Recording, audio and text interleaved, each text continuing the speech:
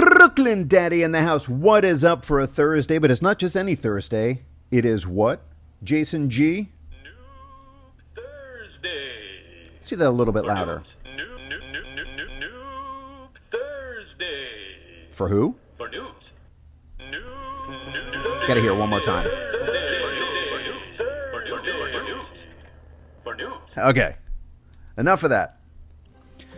So here we are on a Noob Thursday. Going to turn the volume back down a little bit. And because of this maintenance update that they just had, none of my replays is active anymore. I didn't realize that happens, but apparently when they do one of these crazy updates that Supercell has to do from time to time, some maintenance, server maintenance, afterwards, none of the replays are there. And I'm so sorry, Super Hot Fire, one of my clan mates in F2P, free to play. I was going to throw up a really good replay that Super Hot Fire had that was all about somebody he was up against who completely ignored the furnace. And that chip damage wore the left tower of his opponent down to like 74. Is that right, Super Hot Fire? Something less than 100. He ended up winning on the right tower, but that was a great example of what happens when you're so focused on your offense or your defense that you literally don't look at what's going on in your other tower. That's happened to me. Or you don't look at the clock, and the next thing you know, the game is over and you've spaced it.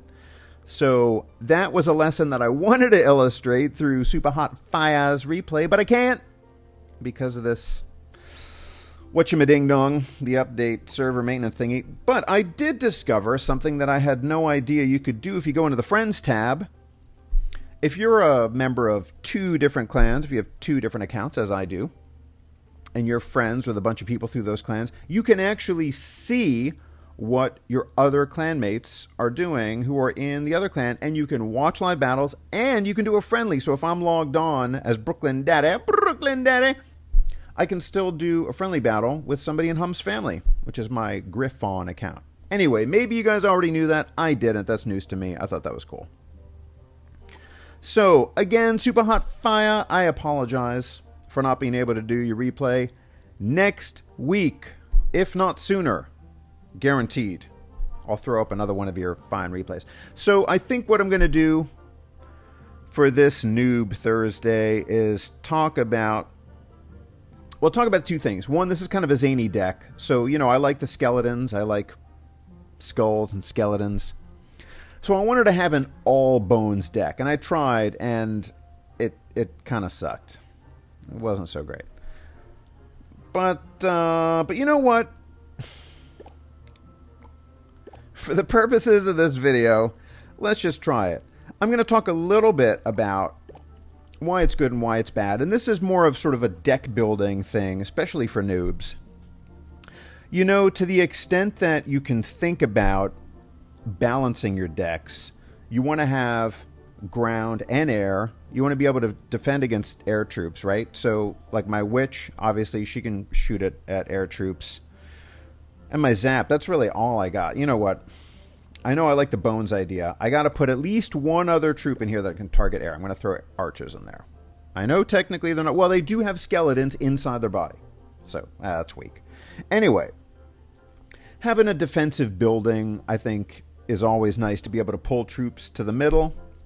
It can distract them. It can give your tower longer time to focus on them, especially if it's a slow-moving troop like a giant. And another bonus, if you position it correctly, like the 3-4 placement, when I say that, that means 4 tiles back from the river and 3 tiles over from your tower. You can pull in a giant, and once he's there, your other tower gets involved. So now you have 2 towers going to work on that slow-moving giant. Or a golem. Now, one thing that I learned from Orange Juice, if you guys haven't checked out Orange Juice, he is an awesome YouTuber who gives these really detailed breakdowns of troop mechanics. And they are so, the level of detail he gets to is insane. So, thank you, Orange Juice, for putting out all those awesome videos. Anyway, my sons and I were watching an Orange Juice video all about the Battle Ram, which is a card I don't use very much.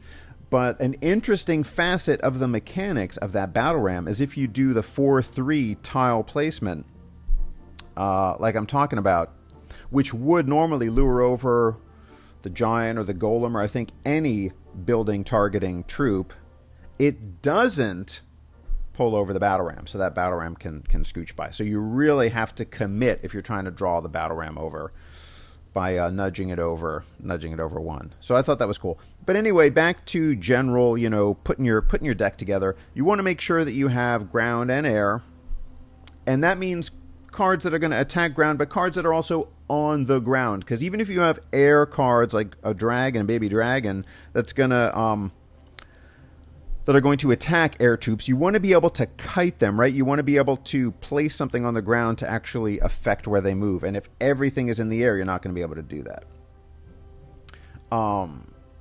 Yeah, because the barb doesn't care. The barb isn't going to respond or move differently when a baby dragon is overhead. Anyway, we have... Now, the thing that's wacky about Larry, a.k.a. the giant skeleton, is that he will target troops too, and he's one of these guys that just gets so crazy distracted.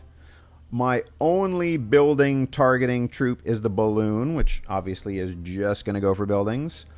This is a pretty weak deck. All right, so let's take this highly questionable deck out for a spin, and let's just see. I mean, basically, the basic idea here, right, is that if Larry isn't countered very well by whoever we're up against, we're going to want him to get to the tower, obviously, because he has that bomb that he drops at the end, his death bomb, which does a lot of tower damage.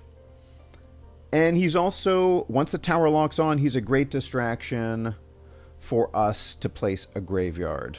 So the tower's focused on him, graveyard skellies can go to work, etc. Similarly, if Larry's doing a good job at distracting, we can sneak a balloon in there. But if they've got something like an Inferno Tower, that's going to shut down Larry very fast. Okay, so we're up against Astri, 1922 Mendo Legend. All right, that's a no-brainer. Looks like we're looking at a zap bait. I'm not going to take the zap bait there. I'm going to take a little damage, but that's all right because I'm turning this into... Now I am going to zap. Oh, farts. I missed. That was a horrible zap miss. Horrible zap miss, and I'm paying the price.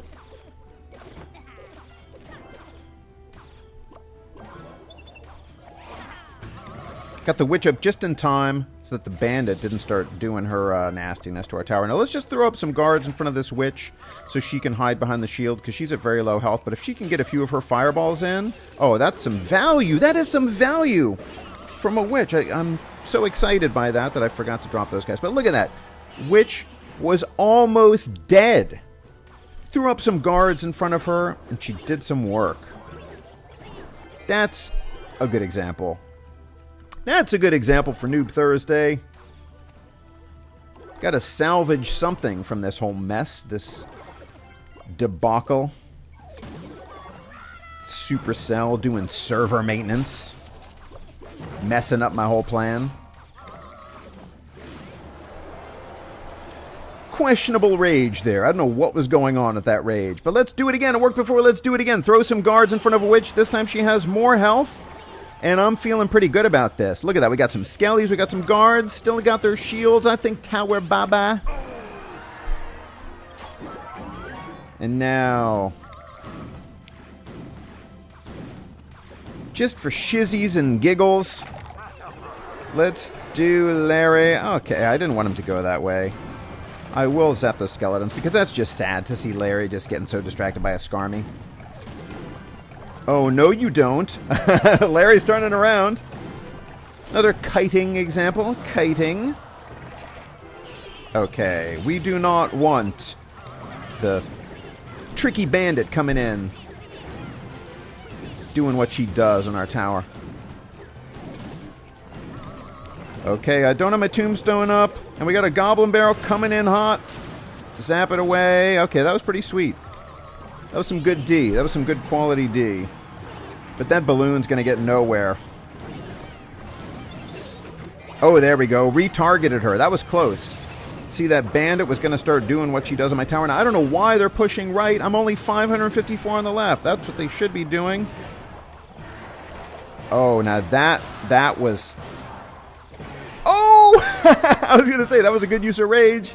And you almost got it, Astri 1922 Mendo Legend, but not quite enough. The zap just held that Hog Rider's hammer in the air for just a second, and it was too late. And we get a golden chest for our efforts. And that's going to wrap it up for a weird and wacky Noob Thursday. Didn't work out exactly the way I wanted it to, but I hope you still learned a thing or two. As always, please like, comment, subscribe. Brooklyn Dada.